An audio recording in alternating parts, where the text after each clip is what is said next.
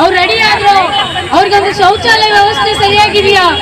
ಈ ರೀತಿ ಹಲವಾರು ಸವಾಲುಗಳನ್ನ ಎದುರಿಸಿ ಇಡೀ ರಾಜ್ಯದ 40,000 ಆಶಾ ಕಾರ್ಯಕರ್ತರ ಹೋರಾಟದ ಒಂದು ಅಂಗಣಕ್ಕೆ ಸಾಕ್ಷಿಯಾದ್ರು. ಅಲ್ಲಿ ಆ ಹೋರಾಟದ ನಂತರ ಸರ್ಕಾರ ತೀರ್ಮಾನ ಮಾಡಕ್ಕೆ ಸಿದ್ಧ ಇರುವಂತ ಸಮಯದಲ್ಲಿ ಇಡೀ ರಾಜ್ಯದ ಆಶಾ ಸಂಘಟನೆಯ ಸಮಿತಿಯಿಂದ ನಾವು ಏನು ಸಂಕ್ರಾಂತಿ ಹಬ್ಬವನ್ನ ಇಲ್ಲೇ ಆಚರಣೆ ಮಾಡ್ತೀವಿ ಅಂತ ಘೋಷಣೆ ಮಾಡಿದ್ವಿ.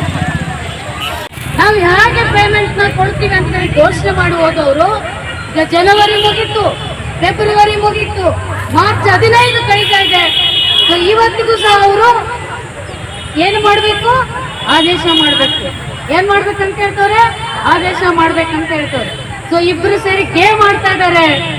ಇವರಿಗೆ ಬ್ರ್ಯಾಂಡ್ ಬೆಂಗಳೂರು ಮಾಡ್ಲಿಕ್ಕೆ ಬಜೆಟ್ ಅಲ್ಲಿ ಕೋಟ್ಯಾಂತರ ರೂಪಾಯಿ ದುಡ್ಡು ಕೊಡೋದಕ್ಕೆ ಅವಕಾಶ ಇದೆ. ಉದ್ಯೋಗಪತಿಗಳ ಒಂದು ಉದ್ಧಾರ ಮಾಡ್ಲಿಕ್ಕೆ ಕೋಟ್ಯಾಂತರ ರೂಪಾಯಿ ತೆಗೆದಿಡ್ಲಿಕ್ಕೆ ಅವಕಾಶ ಇದೆ. 5 ಗ್ಯಾರಂಟಿ ಕೊಡ್ಲಿಕ್ಕೆ ಕೋಟ್ಯಾಂತರ ರೂಪಾಯಿ ಕೊಡ್ಲಿಕ್ಕೆ ಅವಕಾಶ ಇದೆ. ಈ ಬಿಸಿಲಲ್ಲಿ ಕಷ್ಟಪಟ್ಟು ಕೆಲಸ ಮಾಡ್ತಕ್ಕಂಥ ಆಶಾ ಕಾರ್ಯಕರ್ತರ ಜುಜುಬಿ 10,000ಕ್ಕೆ ನೀವು ಈ ರೀತಿ ಆಡ್ತಾ ಇದ್ರಲ್ರಿ, ನಾಚಿಕೆ ಆಗಲ್ವಾ ನಿಮ್ಗೆ ಅಂತ ಕೇಳ್ಬೇಕಾಗಿದೆ. ರಾಜ್ಯದ ಜನ ಏನಂತ ನಂಬಿದ್ದಾರೆ?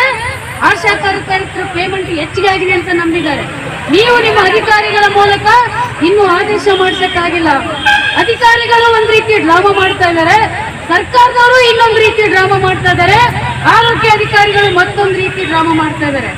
ಆರೋಗ್ಯ ಅಧಿಕಾರಿಗಳಿಗೆ ಪೇಮೆಂಟ್ ಹೆಂಗ್ ಕೊಡ್ತೀರಿ ಸರ್ ಅಂತ ಕೇಳಿದ್ರೆ, ಈ ಕೊಡ್ತೀವಿ ಆ ಕೊಡ್ತೀವಿ ಹಿಂಗೆ ಟ್ಯಾಲಿ ಮಾಡ್ತೀವಿ ಅಂತ ಹಂಗಿಂಗೆ ಹೇಳ್ತಾ ಇದ್ದಾನೆ ಅವತ್ತಿಂದ.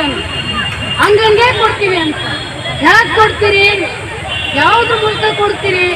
ಹೇಗೆ ಫಿಕ್ಸ್ ಪೇಮೆಂಟ್ 10,000 ಹಾಕ್ಕೊಡ್ತೀರಿ? ಉತ್ತರ ಇಲ್ಲ ಆರೋಗ್ಯ ಸಚಿವರ ಹತ್ರ. ನಮಗೆ ಆಕ್ರೋಶ ಹೊಡೆದಿದೆ ಸ್ವಾಮಿ. ನೀವೇನಾದ್ರೂ ನಿಮ್ಮ ಘೋಷಣೆ ಮಾಡಿದಂತೆ ನೀವೇನಾದ್ರೂ ಮಾತು ತಪ್ಪಿದ್ರೆ ನಾವು ಮುಂದೆ 1 ಇಂಚು ಆಶಾಗಳು ಕೆಲಸ ಮಾಡದೆ ಮನೆಯಲ್ಲೇ ಇರ್ತೀವಿ. ಅದೆಂಗೆ ನಡೆಸ್ತೀರಾ? ನಡೆಸಿ ಇಲಾಖೆ ಅಂತ ಕೇಳೋಣ.